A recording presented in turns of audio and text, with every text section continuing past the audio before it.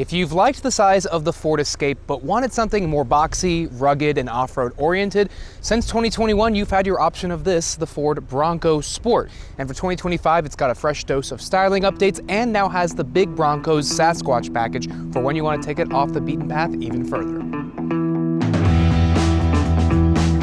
That new Sasquatch package is available on both the 3-cylinder Outer Banks and 4-cylinder Badlands trims and adds things like the more advanced 4x4 system with the twin-clutch rear axle, trail control with one-pedal drive, the Haas 2.0 off-road suspension, a Class 2 trailer tow package with trailer sway control and a full-size spare, fender tie-down points, front and rear recovery hooks, and 17-inch black painted aluminum wheels riding on 235 65R17 all-terrain tires. If you go for the Badlands trim with this package, you'll also get the more robust Haas 3.0 suspension, Bilstein position-sensitive rear dampers, and a more powerful engine cooling fan. Those two aforementioned engines are carryovers from last year, a 1.5-liter turbo 3-cylinder producing 181 horsepower and 190 pound-feet of torque, and a 2-liter turbocharged 4-cylinder delivering 250 horsepower and 277 pound-feet of torque, only offered on the Badlands trim. Towing with the Bronco Sport? Since no 4K tow package is available, the most you can pull behind you is 2,700 pounds in the Badlands trim with its more powerful EcoBoost engine. So the Bronco Sport is still a compact SUV, but its footprint is a good bit smaller than its siblings, the Escape. This is about 7 inches shorter overall with a 1-inch shorter wheelbase. However, with the boxy profile, this is still extremely practical on the inside. Behind the second row, you'll find 32.5 cubic feet of space, and with the seats folded down, you'll get 65.2. Certainly not Kia Sportage or Hyundai Tucson or Honda CR-V size, but because of all the extra little features they have to make this good for tying things down on the roof, stacking things in the back, this is an extremely practical car for those who want to do more adventurous activities. Unlike the Escape, it's a tight squeeze in the back seat for average adults. My legs easily brushed up against the very thoughtfully designed seat back, which has cool patterns and zippable map pockets, including this extra small one on the side of the front passenger seat. Footroom and headroom are plentiful though. Ford also gives you a fold-down armrest here with cup holders on every trim, which is a nice touch. A standard-size moonroof is available on all trims, but without it, even our Mike Danger could probably fit up front with no issue. I had gobs of headroom to work with, though I was surprised the seat couldn't slide back as far as I'd typically prefer.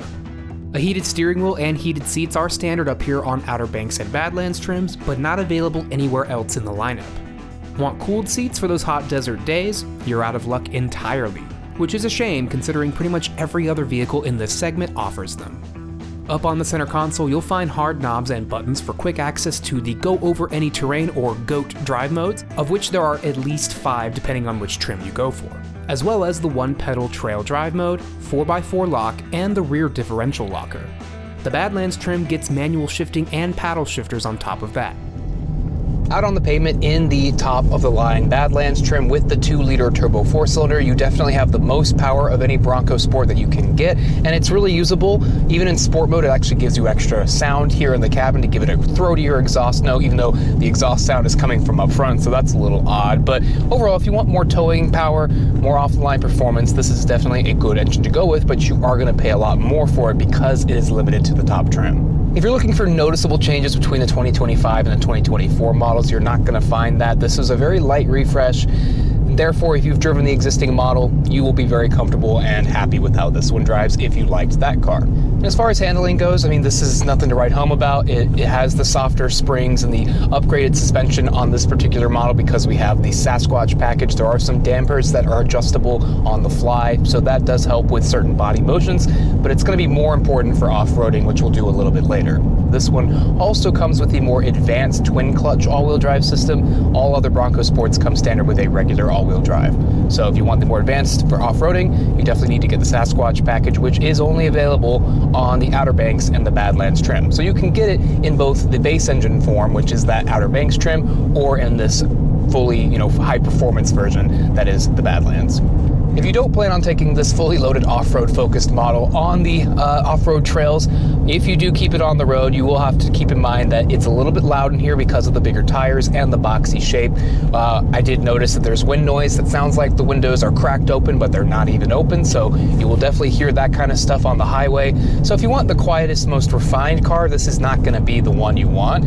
The Ford Escape might be the better alternative because of its sleeker shape and its comfort-oriented mission. As far as the interior goes, they have slightly refreshed things for 2025, giving us a bigger standard screen here in the middle. We also have a standard 12.3-inch digital instrument cluster, so that's nice to see on all trim levels. And this does come with wireless Apple CarPlay and Android Auto, but this Google built-in operating system, though it is pretty well laid out, it is a little laggy at times. I do wish the processing speed was a little bit more substantial than what we're dealing with here. But other than what you see here up front on the dashboard, pretty much everything else in here is about the same as last year. If you were hoping for an upgrade in the materials department in here, I have to report, unfortunately, things are about the same as last year. So quite a few hard plastics. I do like the leather wrapped steering wheel, that feels nice, but everything else here up is pretty hard. But this is a practical utilitarian vehicle meant for getting things dirty, hauling dirty items around like your mountain bikes, your skis. So that does make sense to me. But now let's take the Sasquatch Package off-road, because again, this is the first time the Sasquatch Package has been offered on the Bronco Sport, so I'm curious to see how it does. Let's check that out.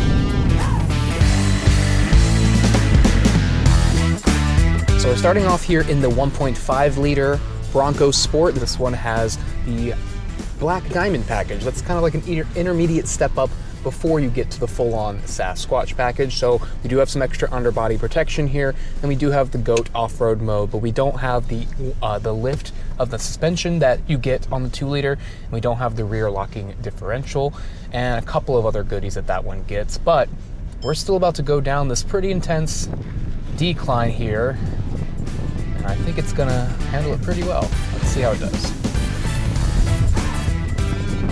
The one major benefit of getting a Bronco Sport over a big Bronco is, of course, the size. Right here, we are in between a bunch of rocks and formations that perhaps a wider vehicle like a Bronco might be a little bit tighter in, but here I am not concerned whatsoever. All right, it's my turn to try this. I'm showing off the articulation of the vehicle. Unfortunately, because we don't have the top trim, I don't have the cameras to help me, so we got a spotter in front. Let's see how she does. I'm fully sideways. We did it, not bad. I do miss those cameras though, but of course you can't always rely on cameras, but they are helpful. This car does not have them, but we're doing just fine. We're having fun. Now stepping into a 2 liter Sasquatch Package equipped Bronco Sport, you definitely see the usable power out here at these higher speeds on the sand like we're doing, and I'm really enjoying the use of the 360 camera now for 2025. The camera will stay on at all speeds, all the way up to the top speed of the vehicle. So if you are going fast and you really want to use that front view, you can use that at any speed, which is pretty cool. But another new feature for this year is a downhill 1-pedal drive mode. But essentially that's like 1-pedal driving in an EV, but for downhill situations or cruising through sort of more complicated terrains. So that's a cool mode if you're going to be doing slower speed maneuvers on the really intense stuff. Right now we are just cruising along here on the sand, and I'm enjoying the amount of power we have. I'm enjoying the way this handles. Now, 2 other things that this model gets that not all Bronco Sports get is the more advanced twin clutch all-wheel drive system and the electronically locking rear differential, which comes in handy in more specific nuanced situations, kind of like what we're doing right here. You know, I'm slipping and sliding around here in the sand, and it's helping us sort of keep the traction. So yeah, if you're doing stuff like this, more intense, stuff you wouldn't normally do that just takes you to the campsite, things like that, this is gonna really help you out here.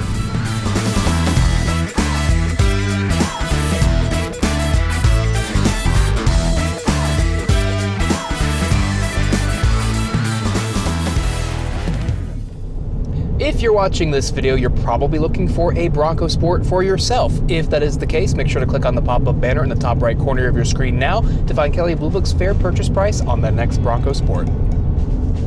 As with any new model year, especially one where a mid-cycle refresh has taken place, pricing has gone up for 2025. The Bronco Sport Big Bend starts at $32,285, including destination, and comes with the new 13.2-inch center touchscreen running Sync 4 and wireless phone projection, and 5 selectable GOAT drive modes. The 2 retro-inspired trims, Freewheeling and Heritage, are still available and mainly serve as appearance packages for the Big Bend trim for a bit more cash.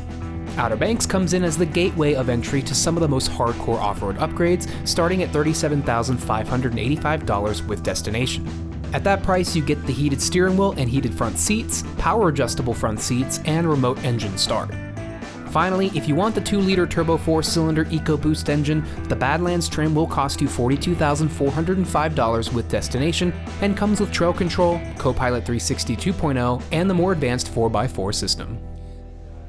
By now, hopefully you can tell the Bronco Sport apart from its bigger Bronco sibling, and for 2025, Ford has made it even easier to pick the Bronco Sport because now you can get some of the cool goodies that the big Bronco gets.